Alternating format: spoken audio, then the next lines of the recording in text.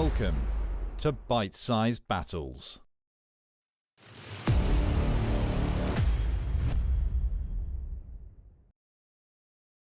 As William Longspee sailed down the River Zwyn in Flanders in 1213, he mused on his king's deeds and misdeeds of the past 10 years.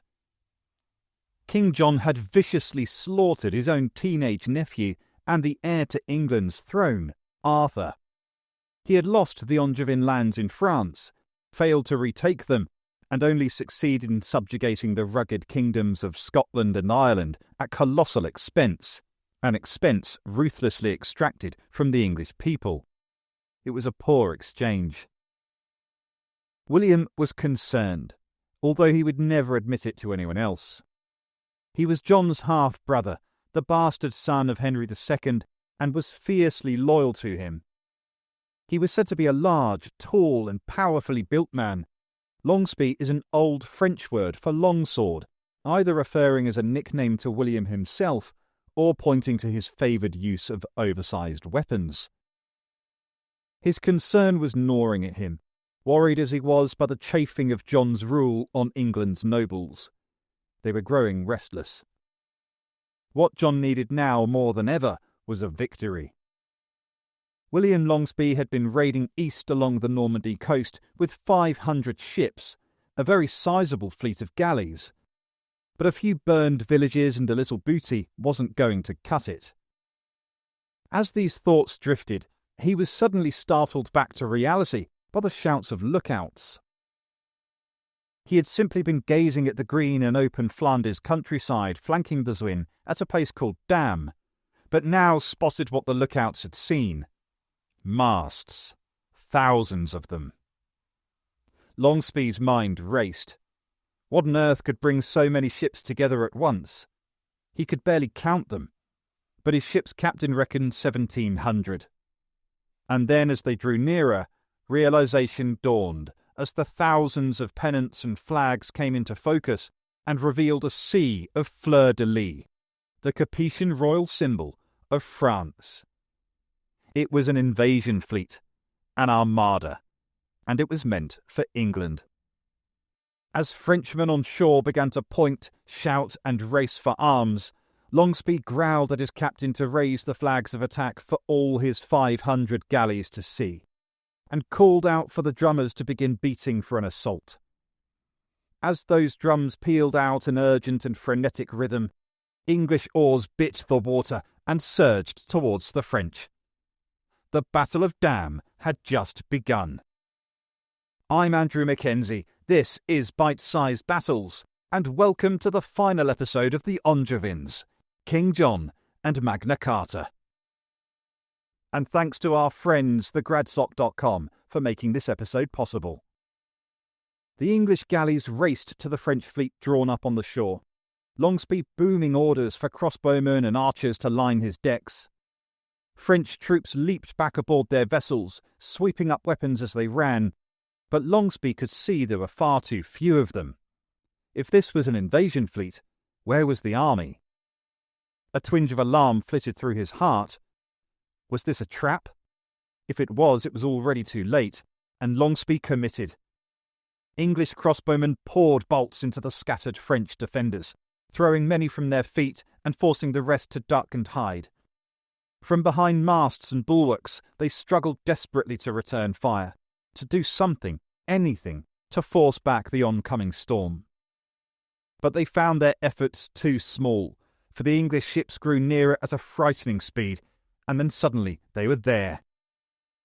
13th century galleys had a kind of above-water ram, not for the sinking of ships like their ancient equivalents, but to allow for boarding at speed.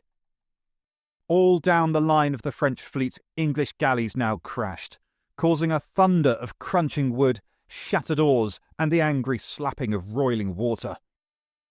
Longspee's troops snarled a war cry as hundreds ran the rams, boarding French ships en masse, swinging swords and axes. They were met on every ship by the scattered defenders, as the ring of iron meeting iron sounded clear above the cacophony. But within moments iron met flesh, and howls of agony filled the air in ever-increasing intensity. And then, suddenly, it was over. The French, brave as they were simply overwhelmed, and Longspee watched as his men swarmed and surrounded the last of them, hacking them down without mercy. He watched as French women and children, the camp followers, ran away screaming, and his fear of ambush fled with them. This wasn't a trap. They had been careless. With pickets posted, the English now set about them with fire. Whatever pitch and resin they had was distributed and liberally poured over the decks of as many ships as possible before being lit. The fires spread quickly with a whoosh, fanned by a light wind and the jubilant glee of the English troops. More flaming torches were now lit and thrown aboard other vessels where hacked bits of wood and rope had been stacked as kindling. They were slower to get going, but the results were the same. It was an inferno. 300 ships were fiercely ablaze, the burning wood crackling and spitting and sending huge plumes of black smoke high in the air. It would have been seen for miles. And it had been. It was then that one of the picket men raced in on horseback, telling Longspee of a great French army heading his way at the double. Longspee knew his force could not face them. He had only around 700 men. But it didn't matter anyway, as he watched the wind fanning the flames to yet more of the Capetian fleet. He barked orders recalling the pickets, brought the last of his men and all the plunder aboard the English galleys, and cut the mooring lines of another 100 French ships, towing them away. The damage had been done, and it was time to go. Just as the French army hove into view, the English were away, sailing back downstream the river to the sea. The rearguard exchanged some crossbow bolts with them, but the French were mostly either stunned or desperately trying to douse the flames of their burning armada. Their king, Philip Augustus, was with them.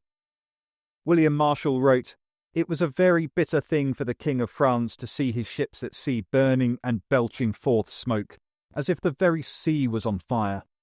King Philip, out of his mind with rage and in a black mood, had the remaining ships in his navy burned to cinders in a bout of rage and depression." The Battle of Dam had been less a battle than an extraordinarily successful large-scale raid. But regardless, William Longspee's sheer good luck and opportunism combined with Philip Augustus's fit of rage to annihilate the French fleet. King John was overjoyed, and no doubt lavished his half-brother with riches. But as so often with John, he managed to turn a great victory into the first step towards another great defeat. Buoyed by the success at Dam, John ordered an invasion of France. His previous attempts had failed, but surely Dam had shown that Capetian might was waning, and the old Angevin lands in France were ripe for a re-picking. He spent the rest of 1213 amassing an army that a Poitevin ally called an unbelievably large force. He raised huge sums through tyrannically high taxation, like charging £1,000 to high-born widows for the right to keep their own dowries and not be forced into new marriages, or the 20,000 marks demanded from a Geoffrey Mandeville for the honour of marrying John's ex-wife, Isabel of Gloucester. He spent these sums putting together an alliance with his nephew, the Holy Roman Emperor Otto IV, and the Counts of Flanders, Boulogne and Holland, all of whom had become alarmed at Philip Augustus's massive expansion of French power. John's plan was simple. He hoped to crush Philip in a pincer movement, the English coming from the west, his allies in the east. At first, the campaign went well for John, capturing Poitou, Nantes and the Anjou capital, Angers. It seemed as if for once in France, John would sweep all before him, that the Angevin vigour of his father and brother had finally been rekindled. But Philip Augustus had sent his son, Prince Louis, to strike back against John, and hearing of his approach, half of his army simply deserted. It was always John's main weakness. As soon as the chips were down, men did not believe in him. They simply left. John had no choice then but to retreat back to where his campaign had begun, at La Rochelle. And then came the real hammer blow, a battle which simultaneously confirmed Philip Augustus as master of all of France and more besides, but of the final end of any of John's hopes to ever reclaim the old Angevin Empire. The Battle of Bouvines was a titanic European battle of the High Middle Ages. It was 300 miles away from John at La Rochelle, but there was still an English force there under William Longspee. On the Allied side was Otto IV of the Holy Roman Empire, commanding a mixed force of between 9,000 and 10,000 Imperial, Flemish, Hainaulter, Brabanter, Saxon and Longspee's English troops, whose knights and archers formed part of the right flank.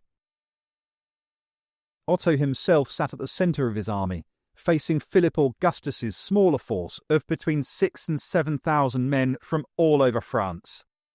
Each side had well over 1,000 knights.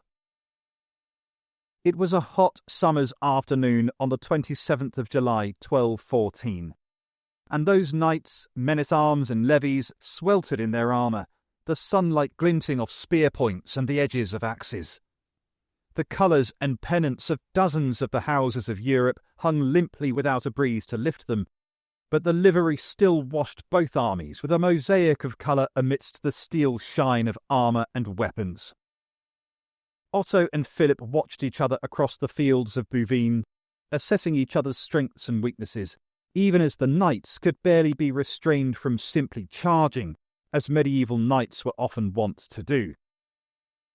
Most of the rest of the men would not have been so eager, mouths dry from fear as much as the heat. Their sweaty palms gripped shafts and hilts, while priests walked the lines, blessing them. A chronicler from the time, Roger of Wendover, says that Philip had a bridge behind his army destroyed. A brutal message of no retreat, intended to fire his men into a fight they could not break from. Philip also was not content to wait, and knew how impetuous the knights were, deciding to use that to his advantage. He sent 150 unarmoured light cavalry against 180 heavy Flemish knights on the Allied left flank, in what looked a little suicidal. The Flemish did indeed drive them off, but as the French horse wheeled away, the over-eager Flemish knights gave chase, just as Philip had wanted them to. Now, distracted and bearing their flanks, they were themselves struck by the thunderous countercharge of 180 French knights.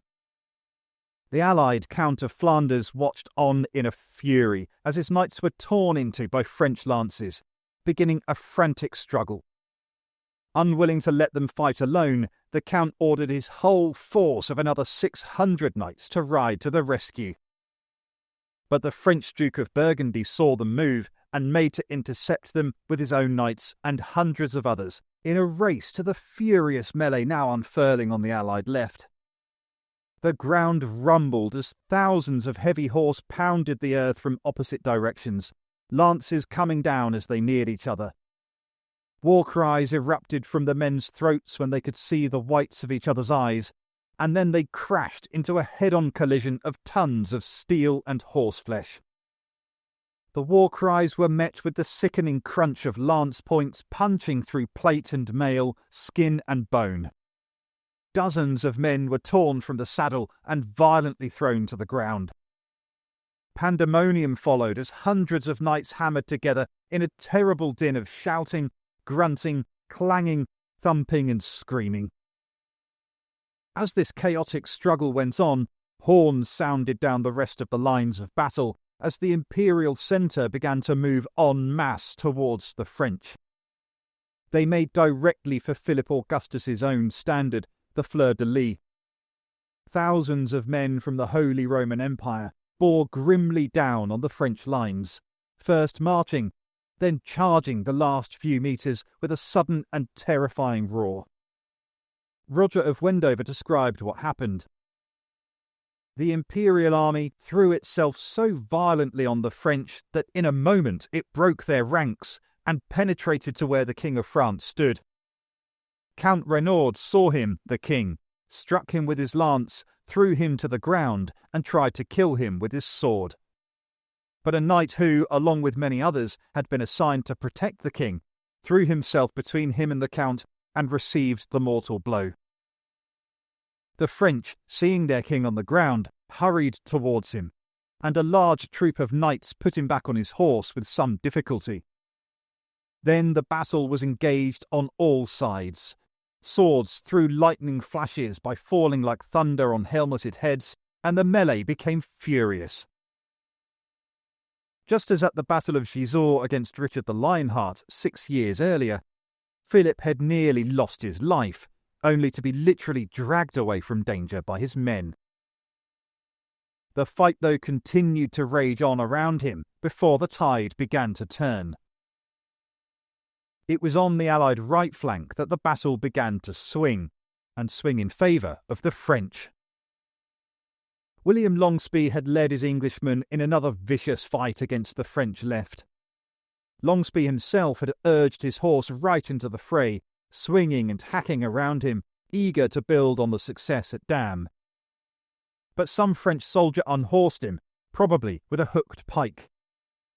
Unlike Philip, Longspee's men were unable to rescue him, and seeing him hauled off into captivity, the English and their allies lost hope and began to melt away from the fray before fleeing the battlefield altogether. The French left was now able to wheel in support of their king in the centre, assaulting the maelstrom of imperial troops still trying to cut their way to Philip. A ripple went through Otto's Holy Roman troops at this new onslaught of French steel. They didn't panic, but they did begin to edge backwards. During all of these clashes, the great milling melee of thousands of knights on the Allied left had still been raging. These men were the elites of the French, Flemish, Dutch and Imperial realms, and they had all the training, weapons, armour and arrogance to show it.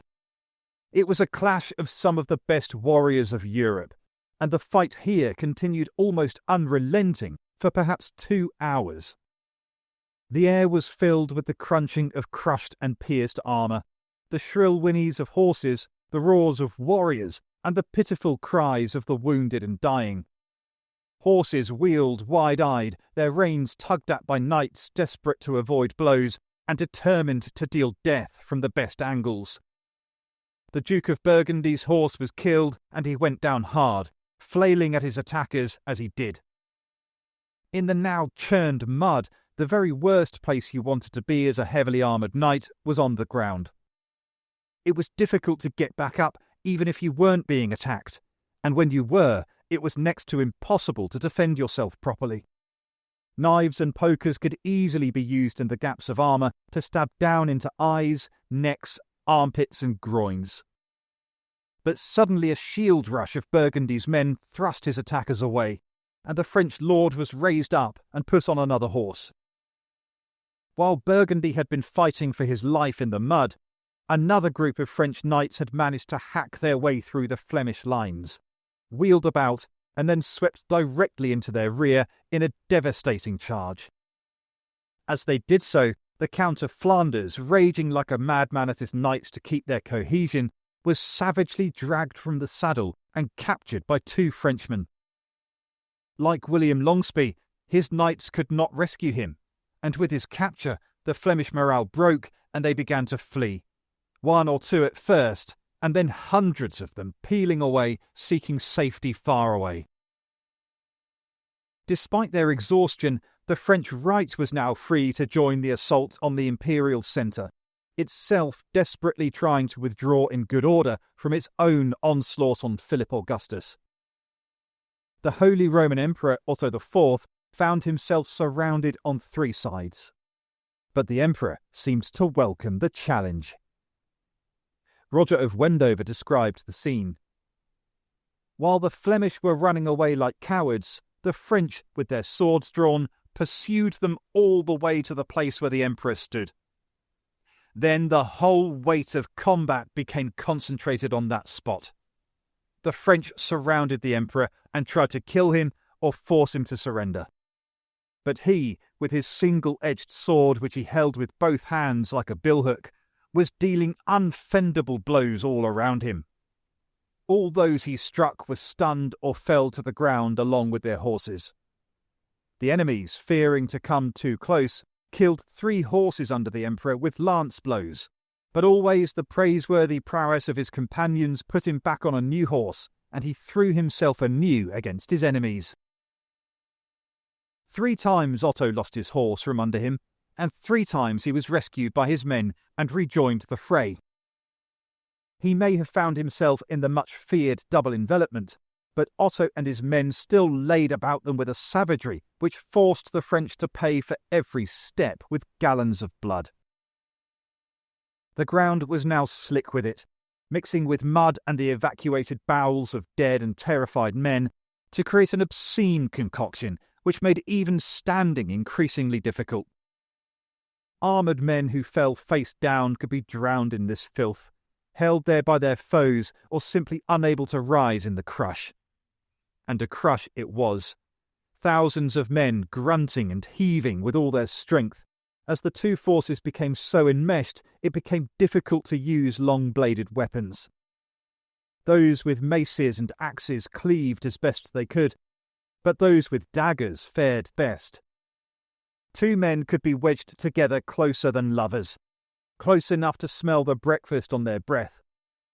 They would exchange punches, headbutts, eye gouges and even bites, all common decency lost in the sheer will to survive. If one of them had a dagger, though, the other was in mortal danger. In the press, he would barely even know the blow was coming, plunged as it would be into his groin or neck, gasping in agony as his killer looked on with wild glee. If the press was severe enough, the dead man would not even have room to fall. This was the grisly battle of the centre, led by the king and emperor in person. The Holy Roman Army, though, was nearing its end. The French knights were charging, wheeling away and charging again at the compressed imperial lines almost at will. Eventually, nearly surrounded and seeing his army collapsing, Otto made the only choice he could and began to withdraw from the field. Roger of Wendover says the French let him go, although the truth may have been that even now his lords, knights and bodyguards were so vicious in their rearguard that it was simply easier than to try to chase him down. As evening drew on, even a final last stand by a ring of Brabancan pikemen was eventually overwhelmed. In one day, Philip Augustus had crushed the combined might of the Holy Roman Empire, the Kingdom of England, and the counties of Flanders, Boulogne and Holland, and more besides. In truth, had Philip or the Duke of Burgundy been captured when they had been unhorsed, instead of William Longspee and the Count of Flanders, the battle could easily have gone the other way. But the simple fact remained. The French had won, and Philip had shown again why he had been named Augustus. When news reached John all those 300 miles away in La Rochelle, he was aghast, knowing as he must have done that his dream of reconquering the Angevin Empire was over. Philip was now the supreme master of Western Europe, and John had no money and no allies. He slinked back to England, where he tried not to look any of his lords or people in the eye, but they had not forgotten his treatment of them over the last decade. Since 1205, King John had been on a rampage of heavy taxes and ruthless cruelty. As time went on, many people, especially the lords, had begun to balk at paying more and more taxes. But any who refused were treated as criminals, having lands and titles stripped from them, and often simply being thrown in dungeons across the country. The most scandalous of these was John's pursuit of the Briouze family. William de Briouze had been a close ally of Richard the Lionheart, and then John in his early reign. But he had accrued debts to the English crown in the form of rents and fees. This was hardly unusual. Most of the English barons owed large sums to the king. But as John's desperation for money grew, so too did his impatience to see those sums paid. Roger of Wendover tells us that when John sent men to take William's sons hostages in lieu of payment, William's wife, Matilda, sent them away with the sauciness of a woman, he writes. She had shouted that John had murdered his nephew Arthur and would likely do the same to her sons. It hadn't been a wise thing to say, even if it was the truth. John moved against the Breuses in every way, removing them from offices, foreclosing their debts, stripping them of titles, and even sending mercenaries to attack them. Fearing for their lives, the family fled to Ireland. But even now John would not relent, incredibly amassing an army and invasion fleet to pursue them. Many other barons had gone to Ireland to escape John's rule too, and he set about either killing them or forcing their submission. The Breuses were terrified. Matilda and her eldest son continued their flight, this time to Scotland, while William sailed to France. He must have hoped to draw John to him, but it didn't work. John's army moved on to Scotland instead, and forced the Scots to hand Matilda and her son over. Within a year, they were both starved to death in a dungeon. It's said that when they were found, mother and son were huddled together against the wall of their cell. Her teeth marks were found on her son's body, where she had been driven to cannibalism in her starvation-hurled madness.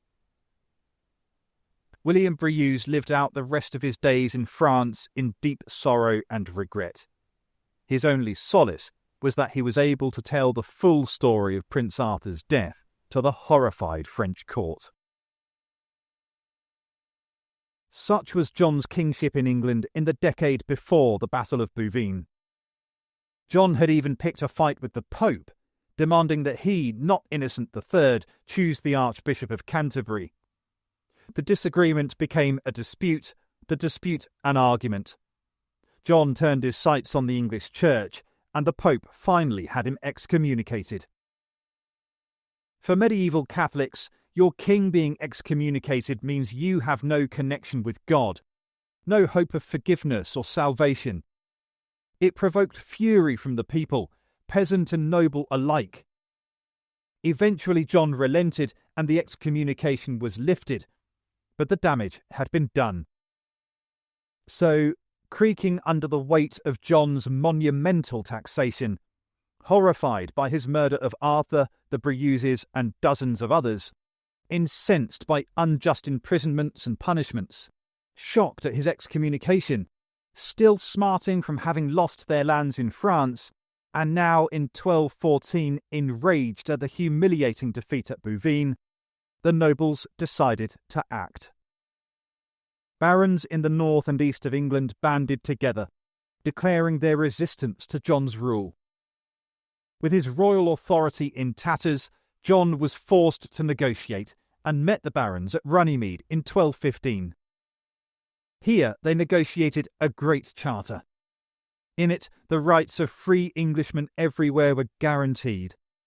It placed for the first time legal limits on the monarch's power. It forbade illegal imprisonment and enshrined the right of habeas corpus, no imprisonment without a trial of one's peers. It protected the church's rights, promised the right to inherit property without unfair fees, established rights for widows, and limited the king's powers to raise taxation without the barons' approval. And finally, it created a body of 25 nobles who could overrule the king if they felt it necessary, even to the point of removing him from power. 400 years later, it was this very power that Oliver Cromwell's Parliament used to justify chopping King Charles I's head off. Magna Carta, its Latin name, was the first political document of its kind in the world, guaranteeing the rights of even poor free men and women. It protected them from the tyranny that John is now famous for, and it remains the foundation stone of common law throughout the English-speaking world, and heavily influenced the US Constitution and Bill of Rights. At the time, though, Magna Carta was unsuccessful. The Pope denounced it as an infringement on the divine right of kings, and John nearly immediately reneged on the agreement. It led to war. In it, John was energetic, but ultimately unable to win a decisive victory. The Civil War invited a French invasion under Philip's son, Louis, and led to destruction and poverty across England. It even caused John to lose the English crown jewels in a Welsh tidal estuary that flooded more quickly than he'd expected. They're still there somewhere to this day. In the autumn of 1216, while still fighting, John became seriously ill with dysentery. On the 19th of October, he died a death as ignominious as many believed he deserved, writhing in agony and covered in his own excrement. John had overseen the almost total collapse of the Angevin Empire his mother, father, and brother had worked so tirelessly to defend and expand. It's difficult to think of many others who inherited such a strong position from his forebears, only to squander it all so quickly. His reign was the one which saw the English Channel become a divide between England and France, rather than a highway between different parts of the Angevin realm.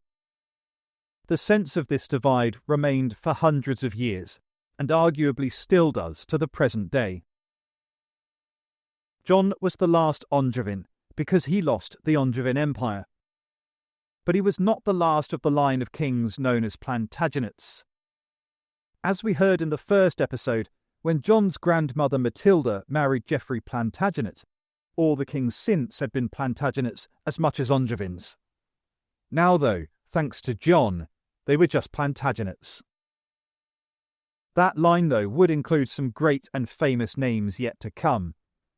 John's grandson was Edward I, Longshanks, the man who fought against William Wallace and Robert the Bruce. His grandson was Edward III, the great warrior king, whose own son was the Black Prince. Even the great Henry V of Agincourt fame was a Plantagenet.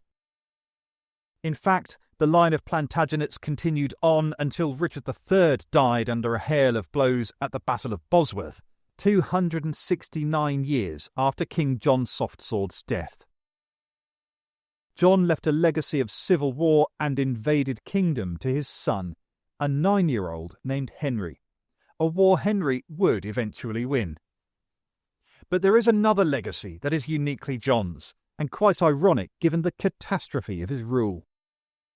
His father, Henry II's incredible life, expanded the Angevin realm.